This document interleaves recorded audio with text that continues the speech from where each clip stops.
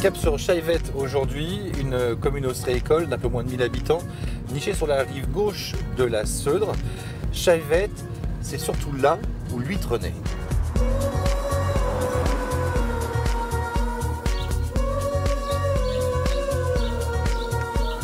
Bruno! J'adore faire ça. Bruno, c'est un ostréiculteur qui travaille dans ses clairs. Lui, il affine les huîtres ici. Chayvet, les ostréiculteurs, c'est pas une légende, c'est là où l'huître naît. Alors oui, parce que sur les chenaux, là, on est en communication avec les marais doux, on est sur la Seudre, on a pas mal d'eau douce. L'eau douce va amener des minéraux, et puis lui qui est presque féconde va trouver toute la nourriture propice dans des eaux calmes et chaudes. Vous mixez les huîtres en clair avec les gambas. Le zooplancton qui est en surface, donc en gros des mini-crabes, des mini-crevettes, des mini-organismes très très petits, l'huître, elle ne peut pas aller la chasser. L'huître est au fond du sol, elle ne bouge pas. Tandis que la crevette va le mettre en suspension, cette nourriture, et par filtration, si elle passe à côté, pourra être nourrie.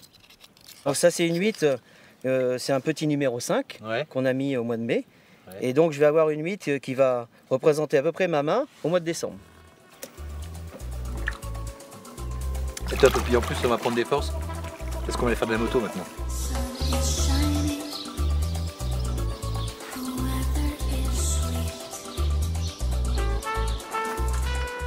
Y'a quelqu'un? Ah, Marco, c'est ça? Alors dites-moi, vous, il paraît que vous êtes un motard? Eh oui. Quel âge vous avez? 93. Vous faites de la moto encore? J'ai fait du sidecar parce que j'ai mal à un genou. Alors déjà, les motos sont là, si vous voulez. Ah, mais vous avez carrément une collection. Cette noire-là, c'est une BM neuve alors que je suis allé chercher à Paris en 1956, avec laquelle ma femme fait Chayvet, Moscou et retour. En moto? Elle a été reçue par le ministre des Sports sur la place rouge avec tous les honneurs, etc. Enchanté. Enchanté. Ah bah, je suis impressionné. Ben oui, c'est normal. Hein. Ah bah oui, oui. Mais on peut pas avoir été.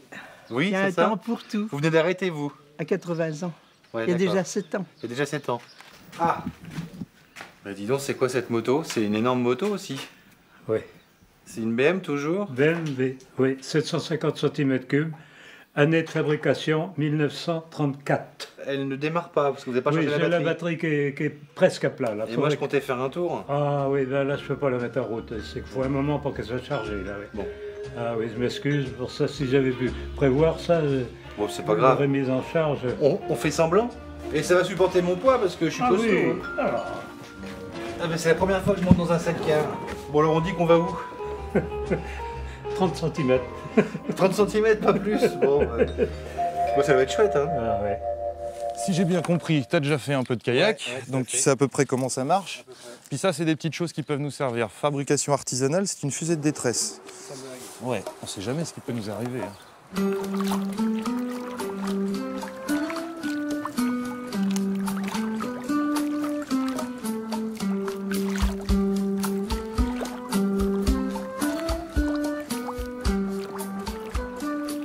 En fait, le marais de la Seudre, il faut que tu t'imagines qu'à l'origine, c'est un immense marécage.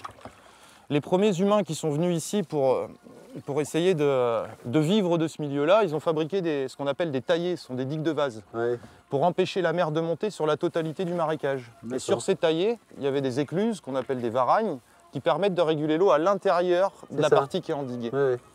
Voilà, donc à l'origine, on y faisait du sel. De la salicorne? Ouais, il y en a beaucoup chez nous. On appelle ça aussi le haricot de mer, le cornichon de mer. Ça commence à pousser en avril-mai. Et l'idéal, c'est la cueillette, c'est en ce moment, quoi. Le mois de juin, c'est parfait pour pouvoir les cueillir. Ouais, puis ça enlève la soif, il fait super chaud. C'est un peu salé, c'est parfait. Le paradis, ça a l'air d'être son bateau aussi, là. Ah non, c'est avec le nôtre, le paradis. Alors quand les deux goélands sont posés sur le panneau Chayvet, ça veut c'est dire bon quoi? présage, quoi.